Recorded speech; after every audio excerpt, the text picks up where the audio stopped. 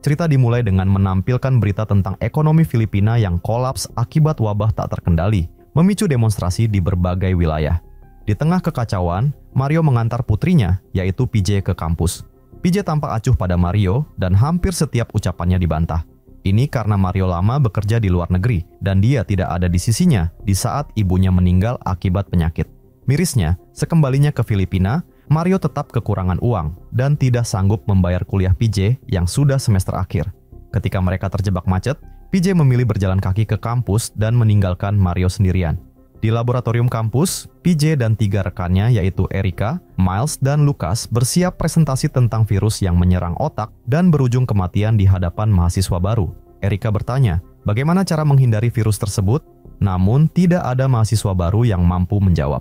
PJ lantas menjelaskan bahwa sebagian orang memiliki kekebalan alami akibat mutasi genetika. Ia mencontohkan komunitas pekerja seks di Afrika yang kebal HIV karena adaptasi gen mereka terhadap paparan virus terus-menerus. Sementara itu, Mario berusaha menghubungi kenalannya untuk meminjam uang untuk membayar kuliah PJ. Namun, karena tidak fokus menyetir, ia tidak sengaja menabrak seorang pejalan kaki. Orang itu langsung meminta ganti rugi di tempat, meskipun ia tidak terlihat terluka. Mario pun tidak langsung percaya dan membawanya ke rumah sakit di dekat kampus PJ untuk diperiksa. Di rumah sakit yang sama, PJ dan Erica sedang magang untuk tugas akhir mereka. Mereka ditugaskan memeriksa Angie, seorang pasien dengan luka gigitan di kaki. Tiba-tiba Angie pusing, kejang, dan mulutnya berbusa. Mereka segera memanggil dokter, namun sayangnya Angie tidak tertolong. PJ teringat ibunya yang meninggal dengan kondisi serupa, kesedihannya membuatnya mencoba menghibur anak Angie yang bernama Ruby. Mario yang melihat PJ bersedih kemudian mencoba mengajaknya bicara. Namun mendengar ayahnya datang membawa masalah, PJ kembali meninggalkan Mario. Di kamar jenazah, Miles dan Gary bersiap memindahkan jasad Angie. Tapi tiba-tiba monitor mendeteksi adanya aktivitas jantung. Gak lama kemudian, Angie bangkit dan menyerang Gary yang sedang memeriksa monitor. Miles yang panik kemudian melarikan diri untuk memperingatkan yang lain. Orang-orang di rumah sakit melihat Gary yang terluka dan mencoba menolongnya. Namun, Angie yang telah menjadi zombie kemudian muncul dan menyerang mereka. Gary pun berubah menjadi zombie juga, menciptakan kekacauan di rumah sakit itu. Mario melihat Angie menyerang bocah yang ditabraknya. Ia langsung menolong dan mengajak bocah itu melarikan diri. Di saat yang sama, PJ dan Erica sedang menemui dosen mereka di kampus untuk mendiskusikan penyebab kematian Angie. Tiba-tiba Miles muncul dengan panik, memberitahu mereka bahwa Angie telah bangkit menjadi zombie. Di lapangan basket, Lucas dan timnya sedang menerima instruksi dari pelatih. Tiba-tiba ada seorang mahasiswa berlumuran darah muncul. Pelatih yang mencoba menolongnya justru digigit, dan karena zombie yang berdatangan semakin banyak, Lucas pun langsung melarikan diri. Rektor yang menyaksikan kekacauan di kampus melalui CCTV memutuskan untuk bertindak. Pengumuman lockdown dari rektor ditambah keributan di luar membuat PJ dan teman-temannya semakin cemas. Tiba-tiba, orang-orang berlarian di depan pintu ruangan mereka. Saat dosen hendak menutup pintu, ada seekor zombie yang mencoba menerobos masuk. Mereka buru-buru mengganjal pintu dengan lemari. Namun sayangnya, dosen mereka sempat tergigit. Di ruang ganti, Mario dan bocah yang ditabraknya mendengar keributan. Mario memeriksa sumber suaranya dan terkejut melihat Lucas keluar dari toilet dan bersiap menyerang. Melihat bocah itu terinfeksi, Lucas memperingatkan Mario untuk menjauh. Mario yang sedari tadi bersamanya khawatir ikut terinfeksi, namun Lucas menjelaskan bahwa infeksinya menyebar lewat gigitan. Tidak lama kemudian, bocah itu pun berubah menjadi zombie dan menyerang. Zombie itu sempat menggigit Mario, namun untungnya terhalang jam tangannya. Secara tidak terduga, air shower yang menyala ternyata membuat zombie itu ketakutan. Lucas pun memanfaatkan kesempatan ini untuk menghabisi zombie tersebut. Beberapa saat kemudian, Mario dan Lucas memutuskan berpisah untuk mencari orang tersayang mereka yang tanpa disadari ternyata adalah orang yang sama, yaitu PJ. Sementara itu, PJ dan rekan-rekannya masih berjuang menahan serangan zombie. Mendengar panggilan Lucas dari luar, mereka pun membukakan pintu. Tapi saat Lucas mengajak mereka pergi, dosen mereka tiba-tiba kejang, tumbang, dan bangkit menjadi zombie dan menyerang. Melihat Erica yang terpaku, Miles mendorong zombie itu hingga tewas tertimpa lemari. Dan setelah itu, mereka pun bergegas untuk pergi. Di sisi lain, seorang satpam yang bernama Bebet menemukan Ruby sendirian dan mengajaknya mencari tempat perlindungan. Sementara itu, di gerbang kampus, militer telah memblokade area tersebut. Siapapun yang mencoba keluar akan ditembak. Namun, gerombolan zombie yang terus berdatangan memaksa mereka untuk keluar. Dan sesuai perintah, para tentara itu pun langsung menembak mati siapapun yang keluar. Di ruangan rektor, sang ketua BEM yang bernama Gelo menghubungi ayahnya yang seorang jenderal untuk meminta bantuan evakuasi. Ayahnya akan mengirimkan helikopter berkapasitas 2 orang untuk menjemputnya di atap rumah sakit pukul 5 pagi. Gelo diminta menunggu di titik penjemputan hingga helikopter tiba. Teman Gelo yang bernama Vanessa berniat memberitahu mahasiswa lain tentang evakuasi tersebut. Namun, Gelo mencegahnya karena helikopter itu hanya untuk 2 orang. Tapi tanpa sepengetahuan Gelo, Vanessa tetap menyebarkan informasi tersebut. Mendapatkan pesan dari Vanessa, PJ dan rekannya pun akhirnya mengatur rencana untuk pergi ke sana. Sore harinya, Bebet yang melihat Mario sibuk berbaku hantam melawan zombie, kemudian segera menolongnya. Sementara itu, Gelo yang mengetahui Vanessa telah memberitahu rekan-rekannya perihal penyelamatan tersebut pun menjadi marah, sehingga mereka bertengkar. Dan karena emosi yang memuncak, Gelo kemudian mendorong Vanessa dari tangga. Lucas dan lainnya yang melihat Vanessa terjatuh pun segera menghampiri untuk menolongnya. Namun sayangnya, Vanessa sudah tewas. Dan karena takut ketahuan, Gelo mengatakan bahwa dia terpaksa melakukan itu karena Vanessa sudah terinfeksi. Dan karena percaya kebohongan tersebut, mereka pun mengajak Gelo untuk menyelamatkan diri bersama. Sementara itu, Bebet membawa Ruby dan Mario ke kantin untuk mencari makanan. Mario juga mengambil pisau sebagai senjata. Ketika mereka sedang beristirahat, tiba-tiba listrik padam dan para zombie menjadi aktif. Mario menyadari tempat itu sudah tidak aman dan mengajak mereka untuk mencari tempat lain untuk bersembunyi. Pada saat yang sama di tempat parkir, dalam keadaan listrik padam, Lucas dan rekan-rekannya yang berencana menuju gereja kampus terpaksa harus mengendap-ngendap secara bergantian karena para zombie yang memenuhi tempat itu. Namun sialnya ketika sampai giliran Lucas dan PJ, listrik tiba-tiba menyala dan menyebabkan para zombie melihat dan mengejar mereka sampai terpisah. Dalam kekacauan itu, tangan Lucas terluka terkena pecahan kaca saat bersembunyi di kolong mobil. Dan saat akan pergi, secara mengejutkan sang rektor yang sudah menjadi zombie mengamuk di dalam mobil, sehingga zombie lainnya mengetahui keberadaan mereka. Namun mereka masih beruntung karena pagar pembatas yang mereka lalui bisa menghalangi para zombie tersebut. Sementara itu, Miles, Erica, dan Gelo berhasil mencapai gereja kampus, dan tidak lama kemudian, PJ dan Lucas berhasil mengejar. Mendengar suara lonceng dari dalam, mereka berusaha meminta tolong agar pintu dibukakan. Tapi sayangnya, keributan yang mereka timbulkan kemudian menarik perhatian para zombie. Mereka pun terkepung, dan karena tidak ada pilihan lain lagi, mereka terpaksa melawan zombie dengan alat seadanya. Namun, zombie yang mereka tumbangkan bisa bangkit kembali karena serangan mereka tidak mengenai kepala zombie-zombie itu. Saat zombie semakin banyak dan harapan mulai menipis, tiba-tiba pintu gereja terbuka, dan dari dalamnya muncul Mario dan Bebet yang menyelamatkan mereka semua. Di dalam gereja, Mario langsung memeluk putrinya itu. Beberapa saat kemudian, ketika PJ merawat luka Lucas, dia meminta maaf karena merasa belum mampu melindungi PJ.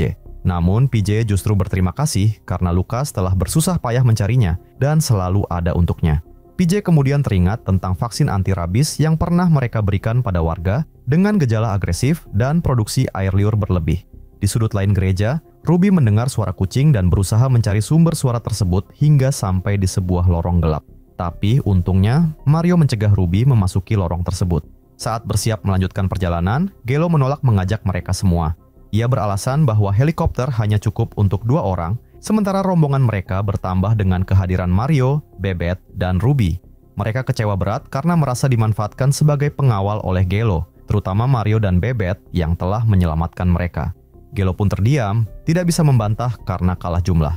Sesampainya di tempat perakitan, saat Bebet sibuk membuka kunci gerbang, Ruby melihat ibunya di antara kerumunan zombie dan langsung berlari ke arahnya. Mereka berusaha menyelamatkan Ruby, namun Gelo dengan liciknya mengunci gerbang dan meninggalkan mereka. Dan karena kewalahan menghadapi zombie, mereka pun memutuskan untuk melarikan diri. Miles terjatuh dan hampir diserang zombie, untungnya Erica berhasil menyelamatkannya. Dengan susah payah, Mario akhirnya berhasil mengunci gerbang dan menyelamatkan mereka semua. Di asrama, saat membuka pintu, tiba-tiba PJ diserang zombie. Mario yang melihat anaknya dalam bahaya langsung menyelamatkannya. Namun sayangnya, ia tergigit zombie tersebut. Merasa waktunya sudah dekat, Mario meminta mereka untuk menembaknya. Namun tidak ada yang mau melakukannya, terutama PJ yang tidak sanggup melihat ayahnya mati seperti itu.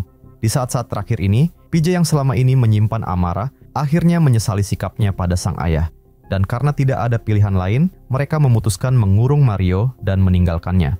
Di gudang arsip, Miles teringat ucapan PJ di gereja tentang virus rabies. Ia merasa ada yang aneh saat zombie terkena semprotan gas pemadam api yang ia gunakan sebelumnya. Namun sebelum sempat menganalisis lebih lanjut, tiba-tiba ada seekor zombie yang menyerangnya. Lucas dengan sigap menghabisi zombie tersebut. Tapi zombie-zombie lain mulai berdatangan, sehingga mereka harus melarikan diri. Sementara Miles yang sudah terinfeksi memilih tinggal untuk menghambat para zombie. Dihadapkan dengan kepungan zombie, Bebet mengalihkan perhatian mereka dan meminta yang lain untuk segera menuju kolam renang. Namun ternyata mereka juga terkepung di kolam renang. Teringat akan kelemahan virus rabies terhadap air, mereka kemudian melompat ke dalam kolam. Dan benar saja, para zombie tidak berani mendekati mereka di dalam air.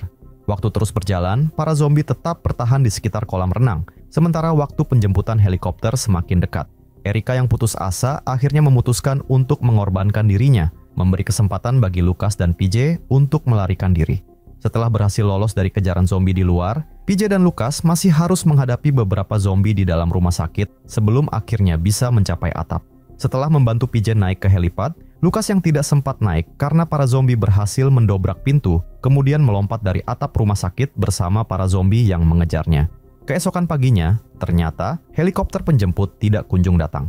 PJ yang kebingungan sambil melihat bekas gigitan di tangannya, namun sampai sekarang ia tidak berubah menjadi zombie.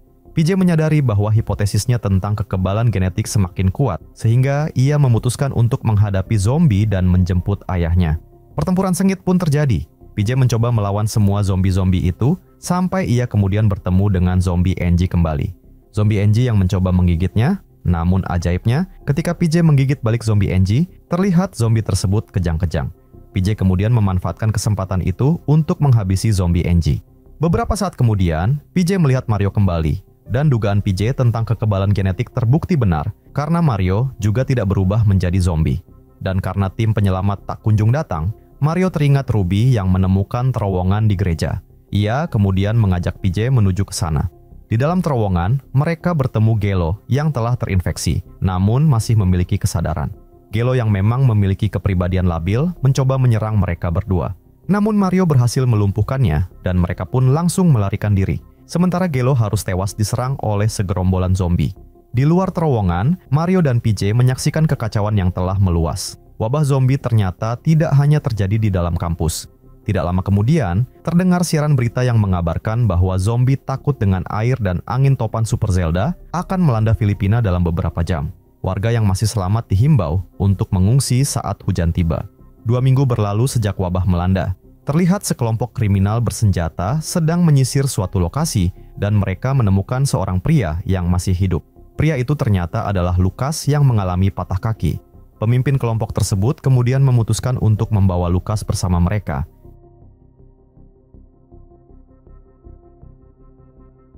Cerita dimulai di suatu rumah susun jadul, ada nenek-nenek yang lagi mau ngasih makan burung kesayangannya. Tapi pas mau dikasih makan, ternyata kandangnya udah kosong. Si nenek pun panik dan dia lari ke ruang tamu. Dan betapa terkejutnya dia pas ngeliat si kakek lagi makan burungnya. Sementara itu di luar, ada cowok yang bernama Jeffy yang lagi siap-siap mau nganterin anaknya, yaitu Tata, ke rumah ibunya di rumah susun itu juga. Di dalam, ibunya Tata yang bernama Iris juga lagi siap-siap mau berangkat kerja. Tiba-tiba, teman sekamar Iris yang bernama Nikki bilang kalau Tata udah datang. Pas Jeffy masuk, Iris ngejelasin kalau dia ngambil shift malam, jadi dia nggak bisa nemenin Tata di rumah. Tapi Jeffy juga bilang kalau dia lagi sibuk dan Iris udah janji mau jagain Tata malam itu. Sehingga Iris yang kerja jadi satpam di sebuah gedung olahraga, kemudian terpaksa bawa Tata ke tempat kerjanya. Pas lagi turun tangga, Tata nggak sengaja ketemu cowok yang mukanya pucet banget kayak ketakutan. Dan pas ngeliat Tata, cowok itu langsung lari. Gak lama kemudian, Iris datang dan bawa Tata berangkat ke tempat kerjanya. Dari gedung seberang, terlihat ada orang-orang yang lagi kejar-kejaran. Pas udah deket tempat kerjanya, Iris kemudian nyuruh Tata buat ngumpet di belakang mobil. Terus di depan pintu ada teman kerja Iris yang bernama Mario yang negur Iris gara-gara datang telat. Setelah Mario pergi, Iris pun manggil Tata buat ikutan masuk dengannya. Di dalam, ada berita dari radio yang bilang kalau 6 bulan setelah krisis sanitasi itu, Kementerian Kesehatan ngumumin ada penyakit misterius yang bisa nular hanya dengan nyentuh orang yang kena penyakit itu. Tapi Iris nggak terlalu peduli sama beritanya. Iris kemudian ngajak Tata ke lapangan basket. Pas Iris ngeluarin bola basket, Tata kemudian nemu suar. Iris pun bercerita kalau dia dulu pernah mainin suar itu sampai hampir dipecat dan nggak boleh pakai senjata lagi. Pas waktunya Iris patroli, dia nyuruh Tata masukin beberapa suar ke tasnya dan nyuruh Tata main di situ aja. Iris juga ngasih walkie-talkie dan nunjukin kamera CCTV yang nyambung ke HP-nya, biar dia bisa ngawasin Tata dari jauh.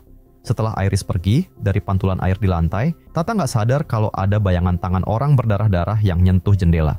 Pas nyampe lantai atas, tiba-tiba listriknya mati. Tata yang ketakutan pun langsung menghubungi Iris lewat walkie-talkie.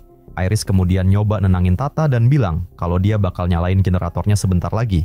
Setelah generatornya nyala, Tata kemudian nanya, apa Iris inget kalau hari ini adalah hari ulang tahun adiknya? Dengar pertanyaan itu, bikin Iris langsung sedih. Tapi dia nggak mau kelihatan sedih di depan anaknya, jadi dia pura-pura bilang kalau baterai walkie-talkie-nya mau habis dan dia bakal cepet nyamperin Tata. Tiba-tiba ada suara teriakan dari luar gedung sehingga Iris harus ngecek. Dia ngelihat ada dua cowok yang lagi berantem deket mobil yang kebakar dan Iris langsung nelpon polisi. Namun nggak ada jawaban sama sekali dari telepon itu, sehingga Iris kemudian ngehubungin penjaga gedung seberang yang bernama David.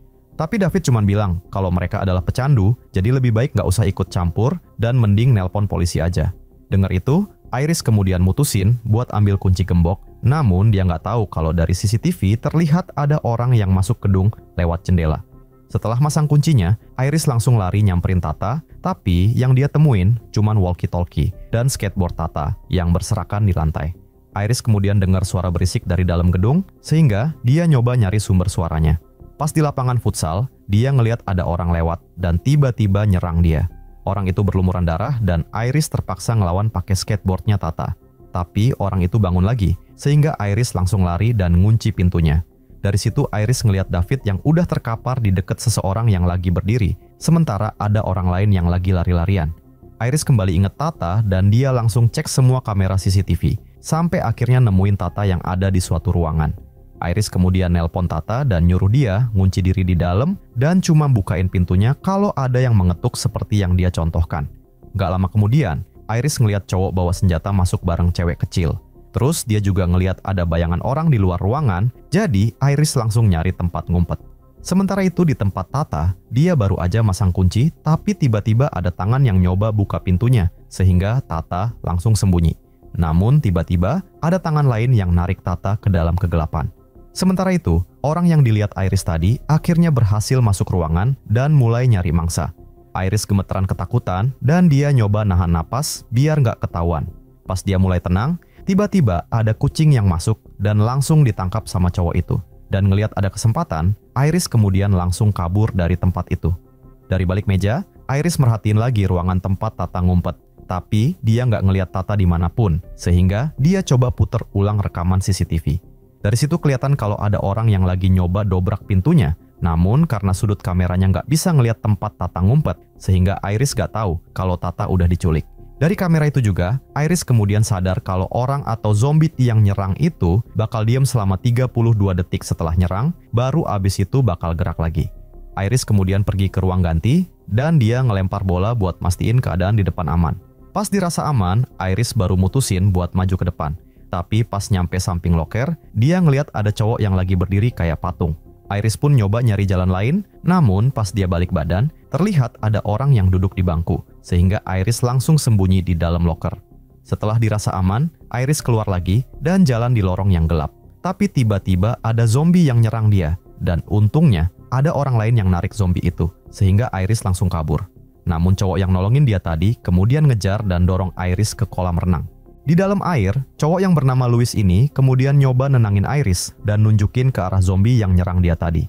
Ternyata zombie itu akhirnya mati karena nggak bisa renang. Louis kemudian bilang kalau di telapak tangan orang-orang yang kena infeksi bakal ada kayak bekas luka warna merah dan mereka bakal jadi agresif banget. Iris kemudian bilang kalau dia lagi nyari anaknya yang ada di gedung ini. Louis bilang kalau dia mau bantuin, tapi dia minta tolong Iris buat bantuin istrinya dulu yang lagi mau lahiran. Beberapa saat kemudian, mereka pun nyampe di suatu ruangan dan Iris kaget banget ngelihat istri Louis ternyata juga udah terinfeksi. Louis kemudian ngunci pintunya dan maksa Iris buat bantuin istrinya melahirkan karena dia yakin kalau istrinya bisa sembuh. Iris bilang kalau bayi di perut istrinya Louis mungkin juga udah kena infeksi sehingga nggak ada yang bisa mereka lakuin. Namun, Louis tetap bersikeras dan dia nanya, apa Iris bakal tega ninggalin Tata kalau Tata kena infeksi? Iris pun kaget karena Louis tahu nama anaknya, sehingga Iris sadar kalau Louis adalah orang yang nyulik Tata. Iris pun coba nyerang, tapi Louis ngancem bakal bunuh dia dan anaknya, sehingga Iris akhirnya terpaksa setuju sama permintaan Louis. Mereka kemudian bawa istri Louis ke ruangan lain. Sambil jalan, Louis cerita kalau dia punya kapal dan nawarin Iris dan Tata buat tinggal di sana. Gak lama kemudian, Iris nemuin Jeffy yang terkapar dan lukanya parah banget. Jeffy sepertinya udah gak bisa diselamatin, sementara istri Louis mulai berontak sampai air ketubannya pecah. Louis pun ngajak Iris pergi ninggalin Jeffy dan Iris kemudian ngambil kunci mobil Jeffy. Namun sayangnya para zombie udah ngepung ruangan itu dan mereka langsung nyalain suar yang dibawa Iris. Asap dari suar bikin ruangan jadi penuh asap, bikin para zombie jadi bingung nyariin mereka. Tapi ada satu zombie yang nyerang Louis dan untungnya Iris berhasil ngehindar, namun dia malah nyasar di tengah asap tebal. Tiba-tiba ada zombie yang nyerang dia lagi dan Iris kemudian pakai pisau yang ada di kunci mobil Jeffy buat ngalahin zombie itu. Nggak lama kemudian, Iris nyampe di tangga, tapi di atas ada zombie yang nongol, sehingga Iris ngumpet lagi. Anehnya si zombie malah melototin perut istrinya Louis, dan dia tahu kalau si zombie berniat mau ngeluarin bayinya pakai pisau. Iris pun langsung teriak sekencang-kencangnya, bikin Louis tahu keberadaannya, dan langsung habisin si zombie. Habis itu, mereka bawa istrinya Louis ke ruang perawatan buat melakukan persalinan. Dan gak lama kemudian, bayinya berhasil lahir dengan selamat. Louis kemudian nenangin istrinya pakai daging yang udah dia siapin, terus dia mau ngedeketin bayinya ke ibunya, bikin Iris agak was-was dengan kelakuan nekat Louis ini. Tiba-tiba, listrik mati total. Iris dan Louis kemudian nyalain senter, tapi pas ngeliat ranjangnya ternyata udah kosong. Pas ngeliat ke pojokan, mereka kaget banget ngeliat istri Louis yang lagi megangin kepala bayinya. Louis berusaha ngeyakinin istrinya kalau itu adalah bayi mereka, tapi sayangnya dia udah berubah jadi zombie sepenuhnya. Sehingga, dengan berat hati, Louis terpaksa ngebunuh istrinya itu. Abis kejadian itu, Louis kemudian ngasih tahu tempat dia nyembunyiin Tata, sehingga Iris langsung buru-buru lari ke sana. Pas lagi nyari-nyari, Iris nemuin mayat cowok yang dia lihat di CCTV, dan gak jauh dari situ dia ngeliat tas Tata dan ada tubuh gosong yang terbakar. Iris pun langsung nangis sejadi-jadinya, dan ketika mikir kalau dia udah gak punya siapa-siapa lagi, Iris kemudian ngambil pistol buat mengakhiri hidupnya. Tapi, dia kemudian ngurungin niatnya pas Iris ngeliat lampu ceklok merah di deket tangga, karena benda itu ngingetin Iris sama Tata yang pernah mainin ceklok itu. Iris kemudian naik ke atas, dan dia nemuin ceklok lain yang menyala merah. Sampai akhirnya dia tiba di depan sebuah ruangan, dan Iris nyoba manggil-manggil nama Tata, tapi nggak ada jawaban. Iris kemudian nyoba ngetuk pintunya seperti ketukan yang pernah dia ajarin ke Tata, dan tiba-tiba pintunya kebuka. Iris pun langsung meluk erat anaknya itu, dan dia ngecek apakah Tata terkena infeksi atau tidak. Tata kemudian cerita kalau Louis ternyata bantuin ngelepasin gips di tangannya, dan bantuin dia ngumpet. Tapi pas Louis pergi, tiba-tiba ada cowok dan cewek seumuran dia yang datang minta tolong. Namun sayangnya para zombie kemudian nyerang mereka, dan ngelempar cewek itu ke api. Tata juga bilang kalau ayahnya juga datang buat bantuin, tapi nggak berhasil. Karena itu, dia nyari tempat persembunyian lain. Iris kemudian ngajak Tata buat keluar, namun pas ngeliat zombie udah pada datang, mereka langsung sembunyi di ruangan yang penuh tikus. Iris kemudian bakar kain biar tikus-tikus itu pada keluar, yang kemudian ngalihin perhatian para zombie. Iris yang tahu kalau gerombolan zombie itu bakal hibernasi selama 32 detik setelah makan tikus. Sehingga dia kemudian nyalain stopwatch dan ngajak Tata buat ngelewatin para zombie pelan-pelan. Tapi di tengah jalan, tiba-tiba ada satu zombie yang nahan tangan Tata yang patah. Dan karena peluru pistol Iris udah habis dan waktu jeda 32 detik juga terus berjalan, sehingga Iris langsung aja nyerang mereka sambil berusaha kabur. Pas sampai di lapangan basket, terlihat makin banyak zombie yang mengejar mereka. Kemanapun mereka pergi, para zombie itu terus aja ngikutin. Sampai ketika mereka nemuin ambulans, Iris kemudian mancing para zombie buat masuk ke dalam biar kekunci di sana. Namun nahasnya, ban mobil Jeffy juga bocor. Dan karena nggak ada pilihan lain, Iris kemudian nyuruh Tata masuk dan nutupin kacanya pakai kain dan nyalain mobilnya. Nggak lama kemudian, para zombie berhasil nahan mobil mereka, tapi ternyata mobilnya kosong karena mereka berdua masuk ke saluran bawah tanah. Di sana mereka ketemu Louis dan bayinya di balik gerbang besi. Iris berusaha ngajak Louis buat pergi bareng, tapi Louis yang terluka parah kemudian minta Iris buat ngerawat bayinya dan ngasih tahu keberadaan kapalnya. Namun tiba-tiba muncul zombie yang mendekati mereka. Iris kemudian nyuruh Tata buat segera pergi dari situ, sementara dia bakal nyoba nahan zombinya. Namun si zombie dengan begitu mudahnya mengalahkan Iris. Pas suasana sepi, Tata nyamperin ibunya. Dalam keadaan luka parah, Iris sekali lagi minta Tata buat segera pergi. Tapi Tata malah ngambil senjata dan langsung bunuh si zombie yang terdiam. Beberapa saat kemudian, mereka pun bawa bayi Louis pergi dari tempat itu. Namun di saat bersamaan, terlihat zombie yang mengambang di kolam renang tadi ternyata bangun lagi. Sementara, para zombie lainnya juga udah pada berkeliaran di tengah kota dan ngancurin seluruh kota itu.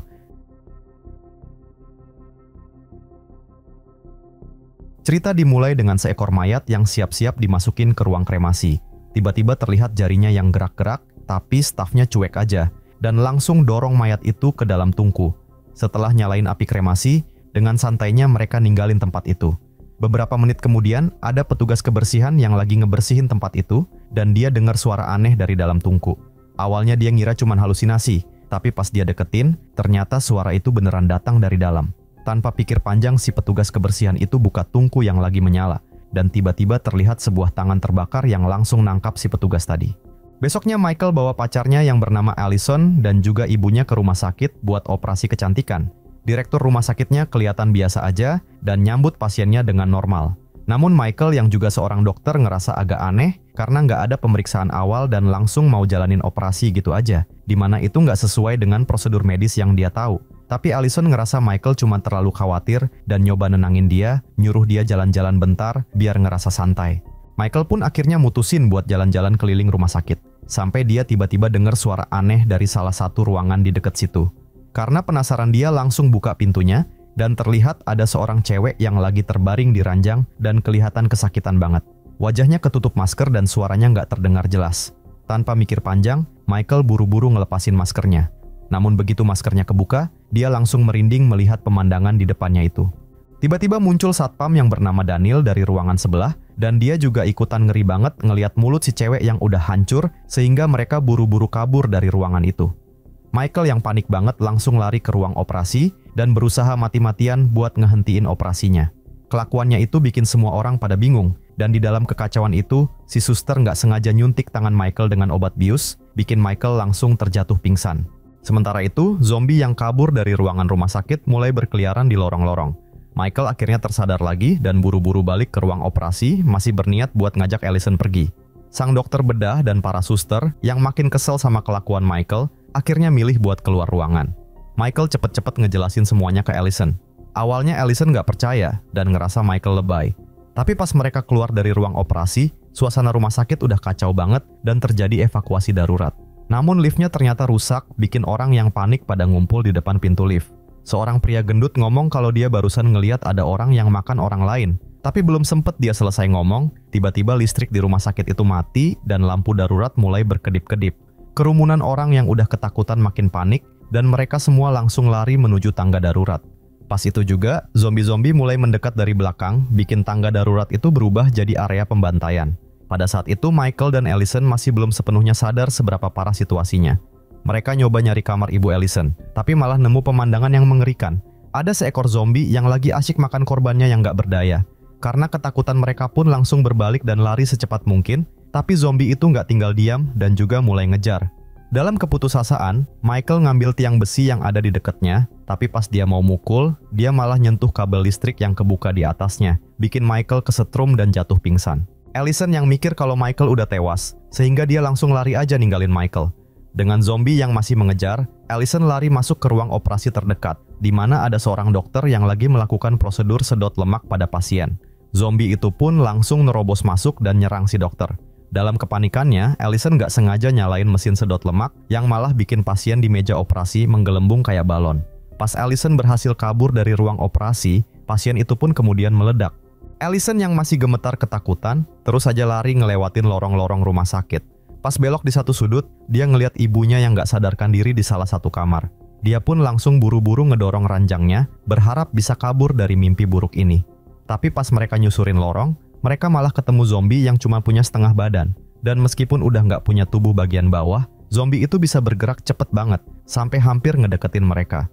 Allison pun buru-buru dorong ibunya masuk ke kamar terdekat.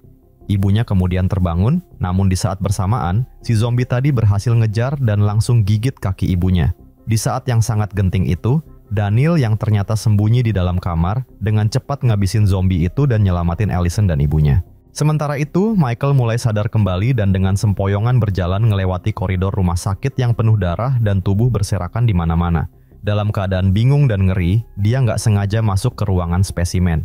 Di dalam ruangan itu, terlihat berbagai spesimen yang diawetkan dan dipajang. Pas Michael masih ngeliat-liat semua itu, tiba-tiba salah satu spesimen itu ngebuka matanya. Michael yang kaget kemudian nggak sengaja ngejatuhin sebuah toples sampai pecah berkeping-keping. Dan yang mengejutkan, spesimen di dalamnya tiba-tiba hidup lagi dan mau nyoba nyerang, sehingga Michael langsung aja kabur dari ruangan itu. Dalam kepanikannya, Michael nggak sengaja tersandung masuk ke ruang direktur, di mana dia nemuin direktur rumah sakit dan seorang asisten yang bernama Tania yang lagi ngancurin dokumen. Meskipun curiga sama apa yang mereka lakuin, tapi Michael sadar kalau dia nggak bakal bisa bertahan sendirian, sehingga dengan berat hati dia mutusin buat bekerja sama dengan mereka. Pas mereka mulai berjalan, tiba-tiba muncul Daniel yang mukul Michael, karena dikira kalau dia adalah zombie.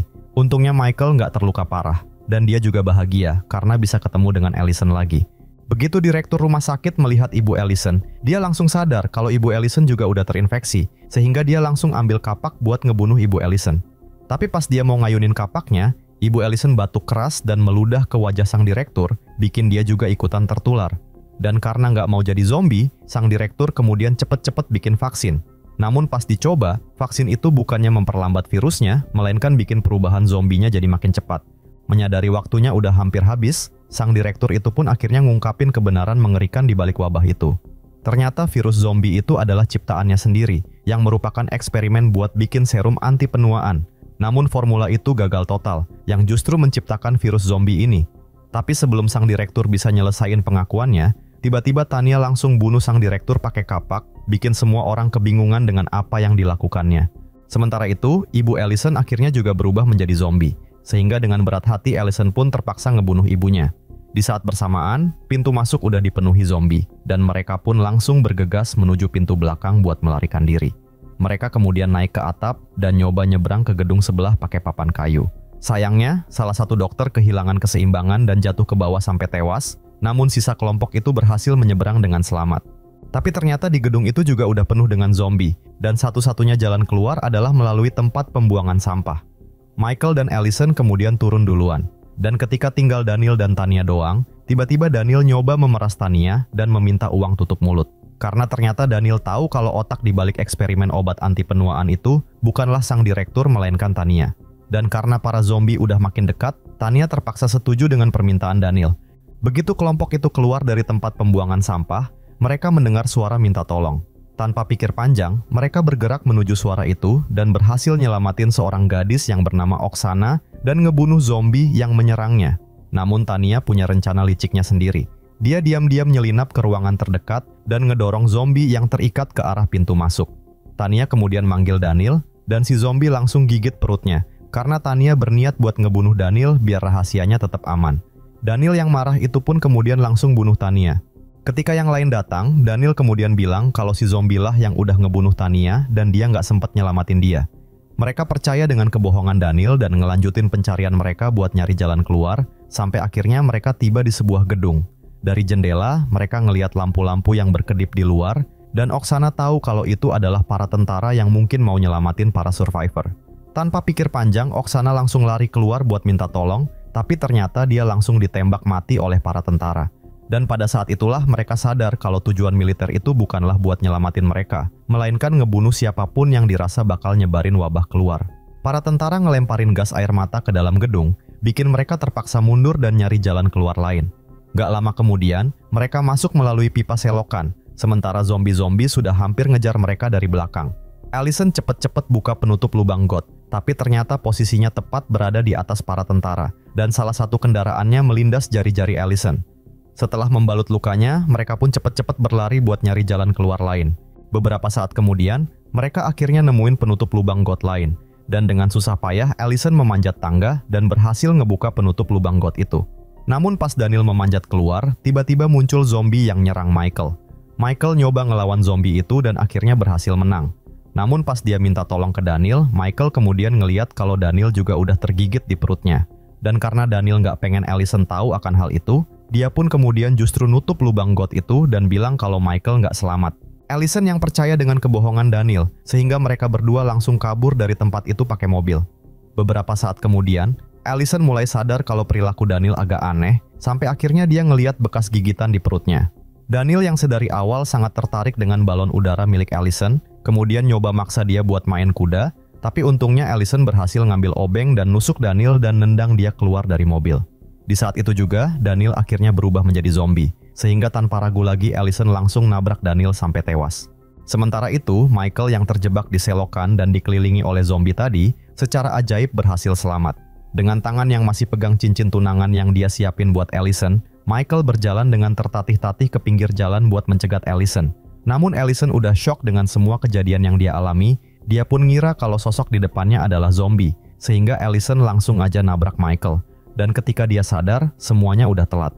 Mobilnya pun kemudian hilang kendali dan Allison kemudian nabrak pohon sampai tewas.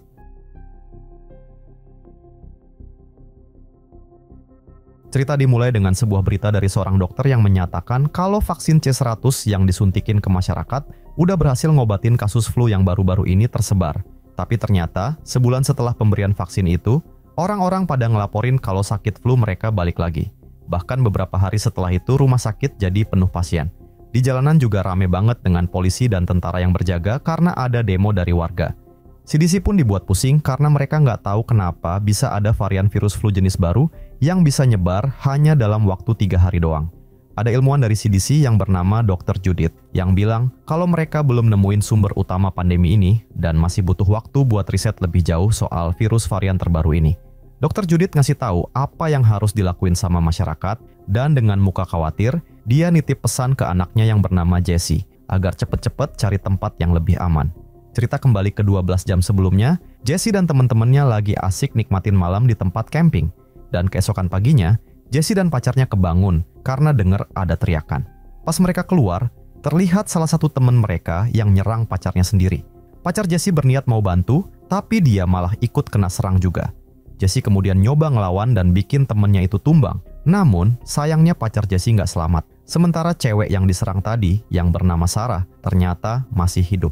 Jesse langsung buru-buru bawa Sarah pergi, sementara pacar Sarah yang udah jadi zombie tadi masih nyoba nyerang. Tapi untungnya Jesse berhasil kabur dari situ. Di tengah perjalanan, Jesse nyoba ngubungin rumah sakit dan juga nyokapnya. Tapi nggak ada satupun yang terhubung. Di jalan, mereka ngelihat banyak banget mobil berserakan di mana-mana, sampai akhirnya mereka berhenti di sebuah pom bensin. Jesse minta Sarah nunggu di mobil, sementara dia mau masuk ke minimarket. Namun di dalamnya ternyata nggak ada orang sama sekali. Jesse nyoba nelpon rumah sakit pakai telepon di situ, tapi hasilnya tetap sama. Dan pas mau ambil air minum, ternyata semua minuman juga udah habis dijarah. Tiba-tiba terdengar suara sirin, sehingga Jesse buru-buru keluar dan ngejar mobil polisi itu, tapi mereka nggak mau berhenti. Gak lama kemudian, muncul satu zombie dari dalam minimarket tadi. Sarah pun langsung teriak manggil Jesse, sehingga dia langsung balik ke mobil dan pergi dari tempat itu. Namun nahasnya, ban mobil mereka pecah, sehingga mobil mereka mengalami kecelakaan. Beberapa saat kemudian, Jesse mulai sadar dari pingsannya, tapi di luar ada satu zombie yang nyoba masuk ke mobil. Dan parahnya lagi, Sarah yang terinfeksi tadi juga udah berubah jadi zombie dan mau nyerang Jesse, tapi untungnya dia masih tertahan sabuk pengaman. Dan karena nggak ada pilihan lain lagi, Jesse terpaksa bunuh Sarah. Pas dia mau keluar, zombie tadi langsung berusaha nyerang, tapi Jesse berhasil ngehindar dan ngelumpuhin zombie itu dan kemudian kabur dari tempat itu. Setelah cukup lama berjalan, Jesse akhirnya sampai di halaman sebuah rumah dan ketemu dengan seorang anak kecil. Pas dia ngelihat lebih dekat, ternyata anak itu udah jadi zombie, sehingga Jesse langsung lari lagi. Dia masuk ke dalam rumah kosong, namun Jesse nggak sengaja terpeleset genangan darah, dan tiba-tiba muncul zombie yang nyerang dia. Jesse mampu bertahan cukup lama, sampai akhirnya dia berhasil ngalahin zombie itu. Gak lama kemudian, ada seorang wanita yang bernama Emma yang ternyata sembunyi di dalam kamar. Emma bilang kalau dia udah ngumpet di sini 2 malam karena zombie itu nggak mau pergi. Dia juga cerita kalau dia datang ke rumah ini buat jemput keponakan dan kakak perempuannya, tapi ternyata kakak ipar dan keponakannya udah jadi zombie. Sementara dia belum bisa nemuin kakaknya sampai saat ini. Jesse kemudian bilang kalau Emma adalah orang pertama yang dia temui di saat kekacauan seperti ini, karena semua orang yang dia temuin di sepanjang jalan udah pada berubah jadi zombie. Dengar itu, Emma kemudian mau ngajak Jesse buat pergi ke sebuah restoran tempat rekan-rekannya berkumpul. Tapi sebelum itu, dia minta Jesse buat bersihin diri dulu. Setelah mandi, Jesse sempat memperhatikan luka gigitan zombie yang dia punya. Tiba-tiba Emma masuk ke kamar. Awalnya Jesse nggak mau ngaku soal luka itu, tapi ternyata Emma udah lihat bekas gigitannya. Jesse kemudian bilang kalau dia punya bekas gigitan itu udah lama. Emma tentu aja nggak langsung percaya omongan Jesse, tapi pas dia nyoba ngecek tubuh Jesse, ternyata memang benar kalau nggak ada tanda-tanda perubahan zombie. Jesse sendiri nggak ngerti apa-apa, dan dia bilang kalau waktu kecil ibunya selalu ngasih dia suntikan sesuatu kepadanya. Emma kemudian bilang kalau semua temannya yang ada di restoran adalah orang-orang yang nggak pernah nerima vaksin C100. Setelah Emma mastiin kalau Jesse juga nggak pernah divaksin, dia lebih yakin lagi buat bawa Jesse ke teman-temannya. Namun, dia minta Jesse agar merahasiakan bekas gigitan itu. Malam harinya, pas sudah berada di dekat restoran, mereka mengendap-endap karena banyak zombie berkeliaran di jalanan. Emma kemudian ngajak Jesse lewat jalan belakang, tapi sayangnya jalan itu juga penuh dengan zombie.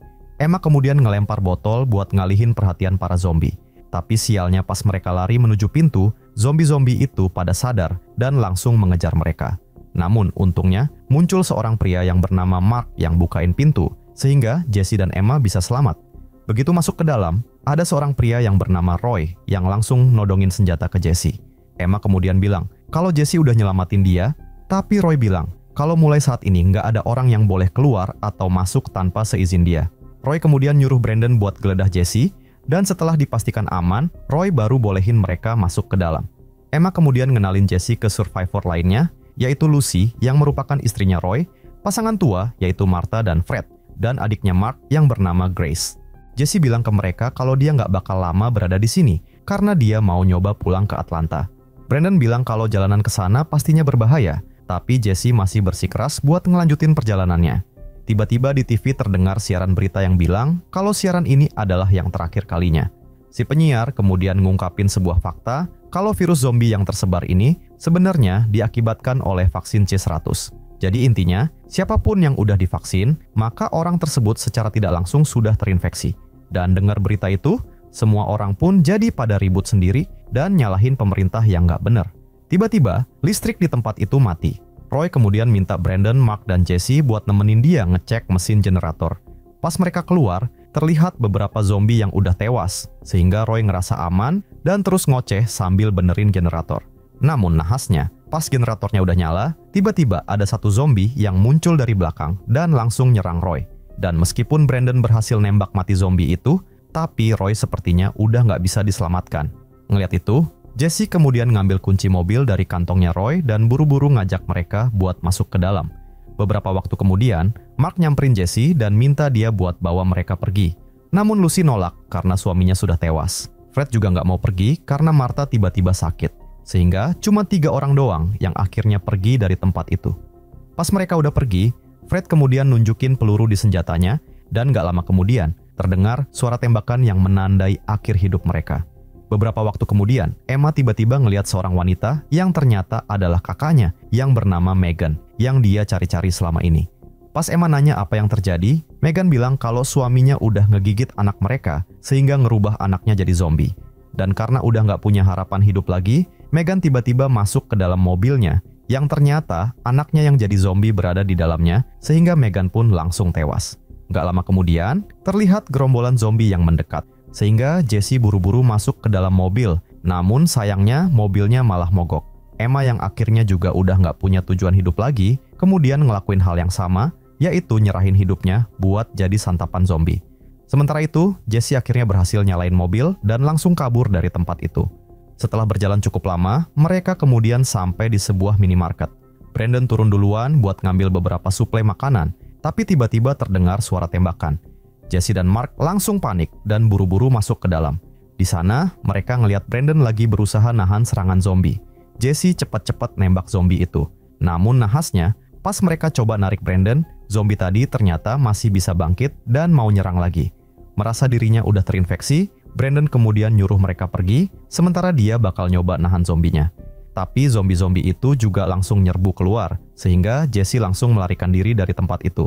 Di perjalanan, Mark bilang kalau rumah pamannya nggak jauh dari situ dan ngajak Jesse buat menuju ke sana. Namun tiba-tiba mobil mereka mogok, jadi mereka terpaksa ngelanjutin dengan jalan kaki. Setelah berjalan cukup jauh, Jesse ngelihat ada zombie yang mengikuti di belakang mereka. Jesse pun ngajak mereka buat cepet-cepet nyari tempat sembunyi dan mereka nemuin sebuah truk dan langsung sembunyi di situ. Pas zombinya makin banyak yang datang, Mark mutusin buat ngalihin perhatian zombie-zombie itu biar ngejar dia masuk ke ladang jagung. Dan setelah dirasa situasinya aman, Jesse ngajak Grace buat cepetan pergi. Tapi ternyata masih ada zombie yang tiba-tiba muncul dan ngejar mereka. Tiba-tiba muncul seorang pria yang langsung bunuh zombie itu dan ngajak mereka berdua buat berlindung di sebuah bangunan. Pria itu ngenalin dirinya sebagai Ben dan kemudian ngasih mereka minuman. Jesse kemudian bilang kalau gadis yang bareng dia itu adalah Grace dan dia adalah adiknya Mark yang merupakan keponakannya Ben yang lama nggak bertemu. Dengar itu, wajah Ben langsung berubah senang dan dia pun ngizinin mereka buat tinggal di sana. Di saat bersamaan, Mark yang dikejar zombie tadi akhirnya berhasil keluar dari ladang jagung dan masuk ke mobil terdekat. Ternyata dari kejauhan ada seorang pria bersenjata yang merhatiin dia. Mobil yang dimasukin Mark emang bisa nyala, namun nggak bisa jalan karena banyak amblas ke dalam tanah. Mark pun terjebak di mobil itu, sementara zombie-zombie makin dekat dan pria bersenjata itu tetap ngawasin dari jauh. Dan akibat serangan dari zombie yang terus ngedorong mobilnya, bikin mobil itu akhirnya berhasil lepas dari amblasnya. Tapi orang-orang yang mengawasi sedari tadi ternyata berniat buat ngerebut mobilnya, sehingga mereka langsung nembakin mobil yang dikendarai Mark dan nahasnya salah satu pelurunya berhasil ngenai tubuh Mark. Sementara itu, Grace ngeliat beberapa peralatan aneh di rumah itu, dan sikap Ben juga berubah jadi aneh, bikin Jesse dan Grace mulai ngerasa ada yang nggak beres. Dia nyoba buat ngelawan, namun sayangnya Ben berhasil ngehentiin dia duluan. Sambil nyiapin alat-alatnya, pria itu ngaku kalau dia sebenarnya adalah mantan rekan kerja Ben yang dendam banget ke Ben, sementara Ben yang asli ternyata udah tewas diserang zombie. Dan ketika tahu kalau Grace adalah keponakan Ben, dia pun berniat balesin dendamnya ke Grace juga. Setelah alatnya siap, si Ben palsu ini pun menekan tombolnya, bikin ledakan besar di luar. Namun guncangan dari ledakan itu malah bikin Jesse dan Grace justru berhasil kabur. Di saat bersamaan, muncul Mark yang terluka dan langsung bawa mereka pergi dari tempat itu. Malam harinya, Mark yang udah kehilangan banyak darah, kemudian minta Jesse buat jagain Grace. Dan setelah ngomong itu, Mark pun akhirnya tewas. Keesokan harinya, Jesse dan Grace lanjut perjalanan mereka dengan jalan kaki. Tapi belum terlalu jauh mereka berjalan, Grace ngelihat ada beberapa zombie. Jesse berusaha nahan mereka, namun situasi makin kacau dan Jesse mulai kewalahan. Tiba-tiba muncul seorang pria entah dari mana dan langsung nyelamatin mereka. Dengan gerakan cepat pria itu ngabisin semua zombie yang berdatangan. Abis semua zombie itu tewas semua, pria itu ngenalin dirinya dengan nama Hickok dan dia ngajak mereka buat cabut dari situ. Pas sudah nyampe rumahnya, Hickok ngajarin Jesse cara pakai senjata yang bener dan gak asal nembak doang. Tiba-tiba muncul keponakannya Hickok yang bernama Lucas. Dia ngejelasin kalau Jesse butuh mobil buat ngelanjutin perjalanan. Setelah mereka nunjukin mobil yang ada, Jesse kemudian berniat buat segera ngelanjutin perjalanannya, namun ternyata Grace udah terinfeksi gara-gara serangan zombie tadi. Ngeliat itu, mereka nyuruh Jesse buat ninggalin Grace di sini aja, tapi Jesse yang udah janji sama Mark buat jagain adiknya, akhirnya dia mutusin buat tetap bawa Grace bareng dia. Mereka ngawal mobil Jesse sama Grace keluar dari gerbang sambil ngabisin zombie-zombie yang nyerang. Grace pun berhasil keluar dari tempat itu dan cepet-cepet nyetir mobilnya ke Atlanta. Namun nahasnya, Grace yang terinfeksi tadi sekarang udah berubah jadi zombie. Sehingga dengan berat hati, Jesse terpaksa harus ngebunuh Grace. Beberapa saat kemudian setelah nguburin Grace, Jesse lanjut jalan lagi sampai masuk ke wilayah Atlanta. Dan ketika dia udah deket dengan tempat tujuannya, ternyata di tempat itu juga terdapat beberapa zombie yang langsung nyerang dia. Sementara itu, di dalam gedung, ada cewek yang bernama Tori yang melihat kejadian itu. Dia langsung keluar buat bantuin ngabisin zombie-zombie itu. Dan setelah semua zombie beres, kedua cewek itu saling tatap-tatapan dengan penuh curiga. Tapi ketegangannya langsung hilang pas Tori bilang kalau dia anak buahnya Dr. Judith.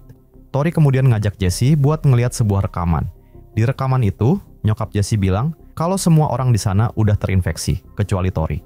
Dan terungkaplah fakta kalau Jesse nggak bisa ketularan virus karena dia punya antibodi spesial di dalam tubuhnya.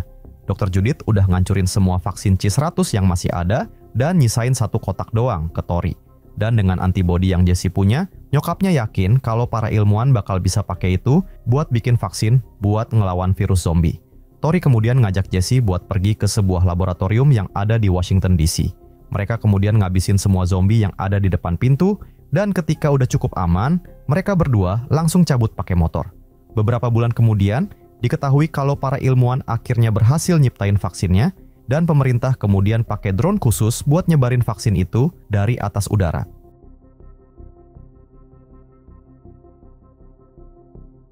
Cerita dimulai di sebuah rumah sakit yang tiba-tiba didatangin militer. Para tentara itu langsung nyeret paksa dokter, pasien, dan para pengunjung ke sebuah ruangan. Di situ pimpinan militernya ngomong kalau ada wabah yang muncul dari rumah sakit itu. Jadi mulai hari itu rumah sakitnya harus ditutup biar wabahnya nggak nyebar. Namun yang dimaksud bukan cuma nutup rumah sakitnya doang, tapi semua orang di sana juga harus dibunuh. Pas eksekusi mau dilakuin, tiba-tiba zombie pada muncul dan mulai nyerang mereka. 1 tahun kemudian, ada 8 anak muda yang penasaran dan masuk ke rumah sakit kosong itu buat nyari tahu kenapa dulu ditutup.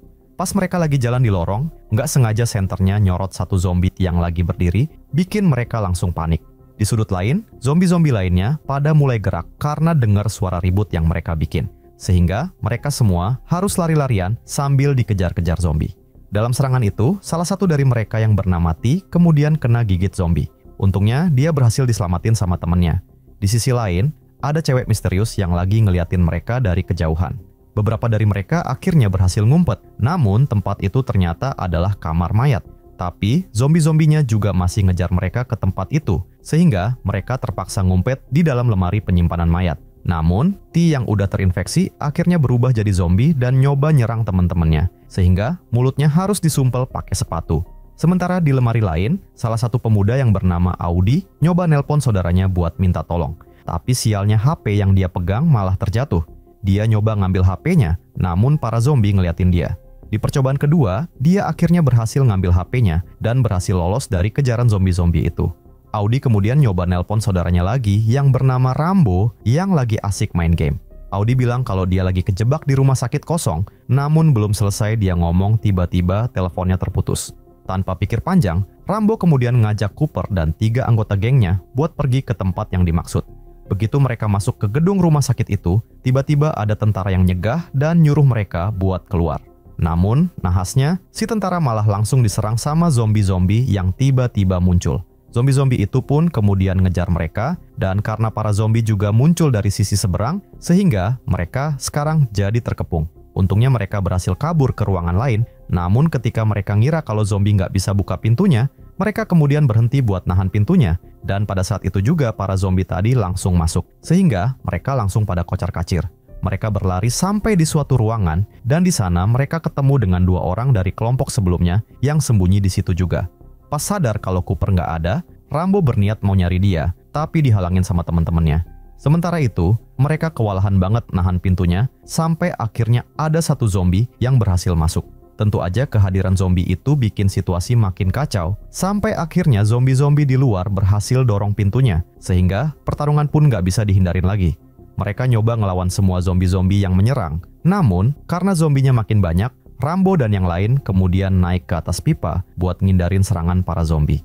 Sementara itu, Cooper nyoba nyari jalan lain. Dengan pakai usus tentara yang udah tewas, dia bisa ngelabui zombie-zombie itu, bikin mereka mikir kalau dia adalah zombie. Cooper kemudian nemuin senjata milik tentara tadi, dan dengan senjata itu, dia langsung bantai semua zombie yang ada di situ. Sementara itu, pas lagi nyusurin lorong buat nyari Audi dan yang lainnya, para zombie muncul lagi dan ngejar mereka. Tiba-tiba Rambo ditarik sama sebuah tangan yang muncul entah dari mana. Tanpa mikir panjang, mereka semua langsung ikutin dia. Setelah nyampe di satu ruangan, barulah mereka sadar dan nanya ke Rambo, siapa yang udah narik dia. Tapi Rambo bilang kalau dia nggak ngeliat jelas siapa orangnya, namun dia tahu kalau yang narik dia adalah seorang cewek. Mereka pun mutusin buat ngikutin cewek itu sampai mereka tiba di depan kamar mayat dan ngeliat cewek misterius itu masuk ke dalamnya. Teman-temannya pada ragu mau masuk ke tempat itu, sehingga Rambo nekat buat masuk sendirian. Namun begitu masuk, dia kaget banget ngeliat ruangan itu penuh dengan zombie, sehingga mereka sekali lagi harus lari-larian dikejar zombie. Tiba-tiba dari balik jendela, ada zombie yang lagi ngintai dan langsung nerjang Rambo. Ngeliat itu, si cewek misterius yang ternyata juga zombie kemudian teriak dan nyuruh zombie itu biar nggak nyerang Rambo. Namun perkataannya tadi nggak digubris, dan dia kemudian nyoba nyuntik zombie itu, tapi malah nyasar ke Rambo. Sementara itu, si zombie yang nyerang Rambo tadi kemudian diikat sama Cooper. Dan karena kewalahan banget ngelawan zombie-zombie itu, mereka akhirnya mutusin buat kabur dan ngumpet di ruangan lain. Cewek zombie yang bernama Kate sekali lagi nyoba nyuntikin sesuatu ke zombie cowok yang bernama Buzz. Dan gak lama kemudian, Buzz yang tadinya brutal, kemudian menjadi tenang. Kate bilang kalau yang dia suntikan tadi adalah antivirus yang bisa memperlambat infeksi, tapi efeknya cuma sementara doang. Dia sendiri udah sering pakai serum itu, sehingga Kate masih bisa ngendaliin sisi kemanusiaannya. Beberapa saat kemudian, salah satu temennya muncul dan bilang kalau dia tahu di mana Audi dan yang lainnya sembunyi. Namun masalahnya, jalan menuju ke tempat itu penuh sama zombie. Sehingga Rambo kemudian mutusin buat bagi tugas, yaitu Cooper berusaha ngelabui beberapa zombie di ruangan itu. Sementara Rambo dan beberapa rekannya berusaha nyelamatin Audi dan yang lainnya sambil ngelawan zombie-zombie yang masih tersisa. Namun di keadaan yang kacau itu, Crason malah kena gigit pas dia nyoba nyelamatin Cooper dari serangan zombie. Ngelihat hal itu, Kate buru-buru lari ke ruangan lain buat ngambil serum. Sementara 3 orang dari kelompok yang lagi nyari senjata harus berhadapan dengan beberapa zombie. Dalam perjalanan balik, mereka ketemu sama satu rekan yang sebelumnya terpisah waktu serangan zombie sebelumnya dan ngajak dia buat gabung lagi. Begitu kedua kelompok itu ketemu, para zombie-zombie juga ikutan muncul lagi sehingga mereka langsung lari buat nyelamatin diri. Di ruangan itu, Crason yang udah terinfeksi akhirnya berubah jadi zombie dan nyoba nyerang temennya. Dan parahnya karena nggak ada yang megangin T yang jadi zombie tadi, sehingga zombie T juga ikutan nyerang. Beberapa saat kemudian, Kate datang bawa serum di tangannya. Dia langsung nyuntik Crason buat memperlambat infeksinya, namun sayangnya Kate cuman bawa 1 alat suntik aja, sehingga T harus diikat buat nenangin dia. Kate kemudian nyeritain tentang awal mula wabah itu terjadi. Dia ngeliat sendiri gimana para tentara dan orang-orang di rumah sakit diserang zombie, dan cuma dia, Buzz, dan sepasang suami istri yang berhasil selamat. Ternyata pasangan suami istri itu adalah ayah dan ibu Rambo yang akhirnya terinfeksi juga. Kate dan Buzz berhasil bertahan lebih lama, namun Buzz akhirnya kena gigit zombie juga. Buat memperlambat infeksinya, Kate terus ngasih serum ke Buzz, tapi Buzz masih tetap butuh makan. Sehingga Kate terpaksa ngiklasin Buzz buat ngisap darahnya karena dia adalah pacarnya. Sementara Kate berburu burung, tikus, dan kecoa buat dimakan buat bertahan hidup. Audi juga cerita kalau pas pertama kali masuk ke rumah sakit itu, dia sempat ngelihat ibu dan ayah mereka yang udah berubah jadi zombie. Tanpa sengaja, Cooper juga ngelihat mereka lewat jendela. Cooper yang punya kekurangan mental itu pun langsung keluar dan manggil mereka, bikin zombie-zombie sadar dengan keberadaannya dan langsung mengejar mereka semua. Rambo yang sadar kalau Cooper nggak ada, dia pun langsung buru-buru nyari Cooper. Di tengah pencarian, tiba-tiba bibinya nelpon dia. Rambo sempat bilang kalau dia lagi dalam bahaya di rumah sakit kosong, tapi dia langsung matiin teleponnya pas dia ngeliat Cooper yang lagi lari dikejar zombie. Situasi makin kacau, sehingga salah satu temennya kemudian mutusin buat nahan para zombie dan nyuruh mereka buat lari duluan. Namun nahasnya dia akhirnya tewas dikeroyok para zombie. Sementara itu, Cooper akhirnya tertangkap dan hampir jadi korban ayah dan ibunya yang udah berubah jadi zombie. Tapi untungnya Rambo dan Audi datang tepat waktu buat nyelamatin dia. Namun Rambo nggak sanggup buat menghabisi orang tuanya itu, meskipun mereka udah jadi zombie. Dia juga nggak tahu kalau penyebab sang ibu jatuh sakit dan akhirnya dirawat di rumah sakit itu adalah akibat kenakalan dirinya sendiri. Para zombie yang muncul kemudian nyoba nyerang mereka, sehingga Rambo dan 2 adiknya terpaksa kabur sambil gendong kedua orang tuanya, sampai akhirnya mereka ngumpet di balik meja. Di tempat lain, pas zombie-zombie pada datang dan nyerang, Kate nyoba bantuin Buzz yang pingsan. Namun Buzz yang merasa udah cukup jadi beban buat pacarnya, dia pun nyuruh Kate buat pergi, sementara dia nyoba nahan semua zombie-zombie itu sampai akhirnya dia tewas. Di sisi lain gedung, Auto dan teman-temannya yang kejebak di tengah-tengah zombie kemudian minta bantuan kepada Crason dan T buat ngalangin zombinya, biar mereka bisa kabur lewat saluran ventilasi. Namun di saluran ventilasi itu, ternyata juga ada zombie yang berhasil masuk dan berhasil nangkap salah satu temennya. Tapi Auto bukannya nolongin, dia malah nendang temennya itu, dan dengan teganya ngorbanin temennya sendiri biar dia bisa selamat. Auto kemudian bunuh T dan Crason yang udah mau nyerang temennya. Namun para zombie masih aja terus muncul dan gak berhenti nyerang mereka. Dan setelah pertarungan yang sangat kacau, mereka akhirnya berhasil ngumpet di sebuah ruangan. Pas suasananya udah kelihatan aman, mereka nyoba keluar, namun ternyata zombinya muncul lagi, sehingga mereka langsung sembunyi kembali. Sementara itu, Rambo yang lagi nahan ibunya, dia pun bilang kalau dia nyesel banget udah jadi anak yang nakal dan kemudian minta maaf ke ibunya. Dengar perkataan anaknya itu, si ibu tiba-tiba sadar dan kemudian menangis. Namun ketika dia mau peluk anaknya, tiba-tiba muncul Auto yang langsung nembak ibunya. Ngelihat itu, ayahnya yang tadinya juga sepertinya juga mulai sadar, akhirnya kembali beringas dan nyerang Auto, namun Auto bisa ngalahin dia. Hal itu bikin Rambo marah, sehingga dia langsung nyerang Auto. Tapi dengan nada sinis, Auto bilang kalau mereka semua sekarang kejebak di sini karena Rambo lah yang mengajak mereka ke tempat ini.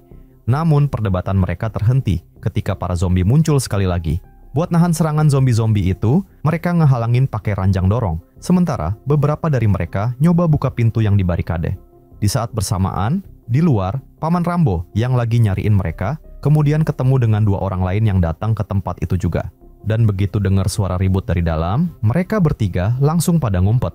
Sementara itu, Kate yang merasa kalau dia sepertinya nggak mungkin bisa keluar bareng mereka, kemudian mutusin buat nahan zombie-zombie itu biar yang lain punya waktu buat melarikan diri. Namun karena mobilnya kecil banget, sehingga cuman Rambo, Audi, Cooper, dan Auto yang bisa masuk. Sementara teman-teman yang lainnya harus berlarian nyelamatin diri dari kejaran zombie. Beberapa saat kemudian, 2 orang tadi nyoba nyamar jadi zombie biar bisa lolos. Sementara Paman Rambo nekat buat ngelawan zombie-zombie itu. Sementara itu, di dalam mobil, Auto yang tadi tergigit sekarang mulai ngerasain perubahan di tubuhnya. Tiba-tiba ada zombie yang berhasil naik ke mobil mereka, tapi untungnya Audi berhasil nembak zombie itu. Namun keadaan masih belum aman, karena Auto kelihatan udah mulai berubah jadi zombie.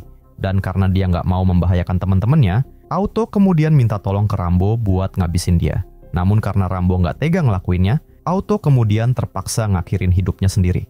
Beberapa waktu kemudian, terlihat pembaca berita yang lagi nyarin tentang wabah zombie yang mulai tersebar, dan tiba-tiba dia diserang zombie secara live di depan kamera. Sementara itu di tempat lain, terlihat sekelompok anak muda yang bertarung melawan para zombie, dan mereka nyebut kelompoknya dengan nama Zombie Fighters.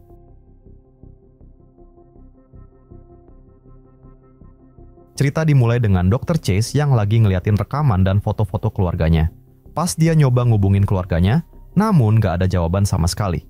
Abis dia lihat name tag, dia kemudian kayak ngulang-ulang beberapa kalimat dan nyoba ngafalin kalimat itu. Beberapa saat kemudian, Chase dapat briefing dan lagi disiapin sama Dr. Greer. Dia ngejelasin kalau Chase ditugasin buat gabung di tim 314 dari unit 730A. Misinya adalah buat nyari virus dan jemput Dr. Ward dari tim 313 yang lagi kejebak bareng 52 orang survivor. Dr. Greer juga ngejelasin kalau para infected dibagi jadi 5 level. Level pertama adalah orang yang gejalanya kayak flu biasa.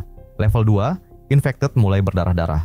Level 3, infected pada mulai gelisah, darahnya berwarna hitam dan super agresif. Level 4, mereka bakal hibernasi dan gak gerak seperti orang mati. Dan di level kelima, mereka bakal bangkit jadi zombie sempurna. Namun sebelum Dr. Greer kelar bercerita, tiba-tiba Chase dikagetin sama zombie level 5 yang untungnya mereka masih aman karena terkurung. Di akhir briefing, Dr. Greer bilang kalau dia sampai terinfeksi level 1, dia nyuruh Chase buat ngerahasiain itu dari para pengawal. Karena kalau dia berhasil balik, dia bakal langsung diobatin. Karena sebagai dokter dari CDC, Chase dianggap berharga banget. Sementara kalau militer yang terinfeksi, mereka bakal dibiarin mati tanpa diobatin. Abis itu kita dikenalin sama anggota tim 314 yang bakal ngawal Chase di misinya, yaitu Gunner, Dennis, dan Wheeler. Sebelum berangkat, Chase minjem alat navigasi Dennis dan nyaranin buat lewat rute yang dia pilih. Dan setelah persiapan selesai, misi pun langsung dimulai. Gak lama kemudian, mereka nyampe di gerbang karantina. Begitu gerbangnya dibuka, para infected level 3 langsung berhamburan dari baliknya. Chase dan tim langsung masuk ke dalam terowongan itu, sementara para penjaga sibuk nembakin para infected yang muncul. Di dalam terowongan, mereka kena serangan dari para infected yang nyerbu bus mereka. Chase hampir aja kena gigit sama infected yang berhasil masuk, tapi untungnya Gunner berhasil nyelamatin dia. Setelah beberapa waktu ngelawan infected yang masuk ke dalam bus, akhirnya mereka bisa keluar dari terowongan. Tapi ternyata masih ada satu infected level 3 yang tersisa, dan untungnya Gunner berhasil ngabisin dia dengan cepat. Misi terus berlanjut.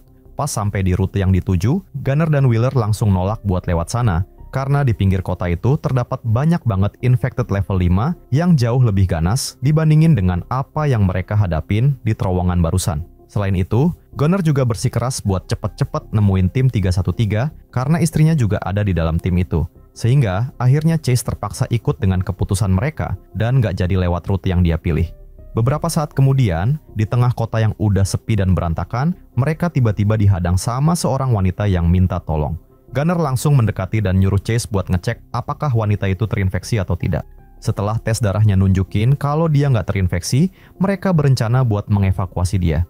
Namun ternyata kaki wanita itu terikat, sehingga Gunner sadar kalau ini adalah jebakan.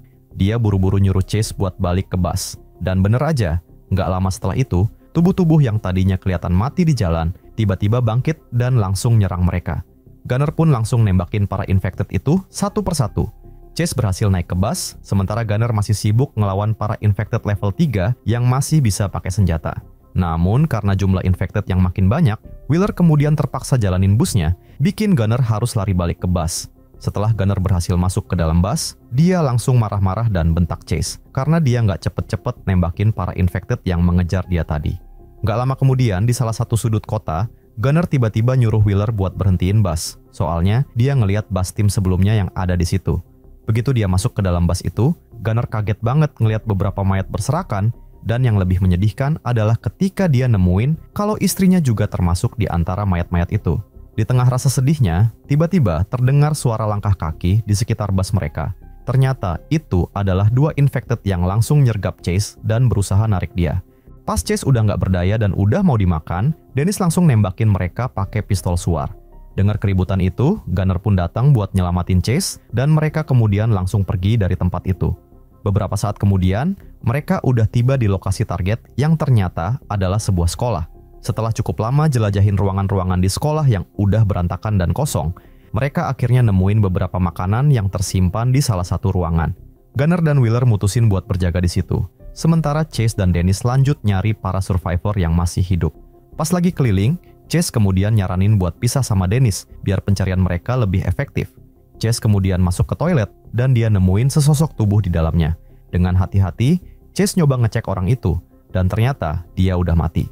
Chase nemuin HP di tangan si mayat dan dia kemudian pakai HP itu buat ngubungin seseorang yang ternyata adalah anaknya. Anak itu bilang kalau dia baik-baik aja di rumah mereka, tapi dia nggak tahu di mana keberadaan ayahnya. Dengar itu, Chase langsung bilang kalau dia bakal segera jemput anak itu dan nyuruh dia tetap di dalam rumah. Chase pun buru-buru nutup teleponnya pas Dennis muncul dari belakang dan ngajak dia buat ngecek sebuah ruangan yang terkunci dari dalam. Pas rekan-rekan yang lain pada sibuk nyoba buka pintu yang terkunci, Chase dengar ada suara seseorang dari ruangan lain dan dia pun langsung nyari asal suaranya. Chase kemudian ngelihat ada seorang wanita yang lagi gendong bayinya. Wanita itu kemudian minta mereka buat nolongin bayinya. Namun setelah mereka ngelihat kalau bayinya udah lama tewas, mereka langsung mikir kalau wanita itu udah terinfeksi, sehingga Wheeler langsung menghabisi dia. Mereka kemudian lanjut buat berusaha ngebuka pintu yang terkunci tadi, dan pas pintunya akhirnya kebuka, mereka kaget banget ngelihat banyak survival yang udah bergelimpangan di dalamnya. Beberapa saat kemudian, para survival yang udah terinfeksi tadi kemudian bangkit dan langsung nyerang. Mereka pun langsung lari, namun sialnya pintunya tadi nggak bisa ditutup lagi, sehingga para infected berhasil keluar dari tempat itu. Saat mereka kejebak di jalan buntu, Gunner ngasih salah satu senjatanya ke Chase dan nyuruh mereka semua loncat dari jendela, sementara dia berusaha nahan para infected yang terus berdatangan. Namun sayangnya Gunner akhirnya tewas, sementara Wheeler yang ketakutan justru ninggalin Chase dan Dennis begitu saja. Malam harinya, Chase dan Dennis dengar suara mobil yang datang mendekat, sehingga mereka buru-buru sembunyi di dalam sebuah mobil van.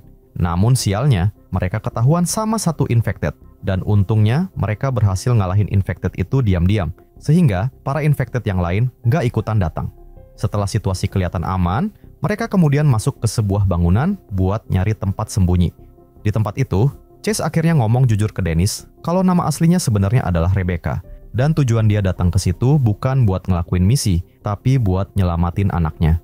Dia pun cerita awal mulanya, yaitu karena para warga sipil nggak diizinin masuk ke Los Angeles, Chase kemudian nyolong name tag milik Dr. Chase yang asli, biar dia bisa masuk dan nyari keluarganya. Jadi nama Dr. Chase yang selama ini dia pakai, ternyata bukan identitas sebenarnya. Dengar pengakuan itu, Dennis tentu aja marah, namun dia bisa ngerti sebagai sesama ibu yang kehilangan anak. Ditambah lagi mereka tahu kalau Dr. Greer nggak bakal ngizinin mereka balik tanpa Rebecca, yang mereka kira adalah Dr. Chase. Sehingga Dennis bilang kalau dia bakal bantu Rebecca buat nyari anaknya. Sebelum mereka berangkat, mereka nyoba nyari alat apapun yang sekiranya bisa dipakai buat senjata. Tapi tiba-tiba mereka dengar suara pecahan kaca. Dennis langsung nyuruh Chase buat matiin lampu helm mereka, dan bener aja, pas mereka nyalain night vision, kelihatan ada infected level 5 yang muncul dan nyerang mereka. Awalnya mereka berhasil mengecoh zombie itu di kegelapan, namun karena Rebecca nggak sengaja ngeluarin suara, zombie itu pun kembali lagi nyerang mereka. Pas situasi udah bener-bener gawat, tiba-tiba muncul Wheeler yang langsung menghabisi zombie itu.